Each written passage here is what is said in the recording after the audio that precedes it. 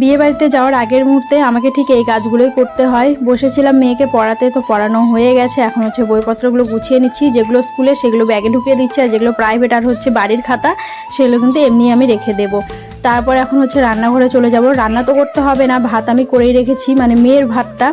তো দুধ গরম করবো, সঙ্গে হচ্ছে গরম জল করব, কারণ যে ঠান্ডা পড়েছে বিয়েবাড়ি থেকে এসে কিন্তু আমরা সবাই গরম জল খাবো। বড় ফ্লাক্সে হচ্ছে আমাদের তিনজনের, মানে আমার, মেয়ের আর হাজব্যান্ডের, ছোটো ফ্লাক্সে হচ্ছে শাশুড়িমার গরম জল রেখে মেয়ের ভাতটা মাখিয়ে এবার ওকে খাওয়াতে বসলাম। আর আজকে একটু তাড়াতাড়ি খাচ্ছে, বারবার বলছে যে মা বিয়েবাড়িতে যেতে হবে, রেডি হতে হবে না? সেই কারণে মেয়ে কিন্তু তাড়াহুড়ো করে খাচ্ছে। আর ও হচ্ছে ঘুরতে বেড়াতে ভীষণ ভালোবাসে। তো খাওয়া দাওয়া কমপ্লিট করে নিয়ে এখন মেয়েকে কিন্তু রেডি করিয়ে দেবো, কারণ ওকে আগে না রেডি করিয়ে দিলে না আমার মাথাটা শেষ করে দেয়, আমাকে একদমই রেডি হতে দেয় না। তো সেই জন্য কী করি, আমি ওকে আগে রেডি করে দিই, তারপর আমি আস্তে ধীরে রেডি হই। তো সবার প্রথমে ওকে জামা পরিয়ে দিলাম, আর ঠান্ডা তো অবশ্যই বাইরে, তো সেই জন্য একটা হাইনেক পরে দিলাম। আর সাজতে গুজতে মেয়ে এতই ভালোবাসে, দেখো কতটা ধৈর্য দিয়ে, মানে এই সময় বিরক্ত হয় না, পড়তে বসলে যত সব বিরক্ত।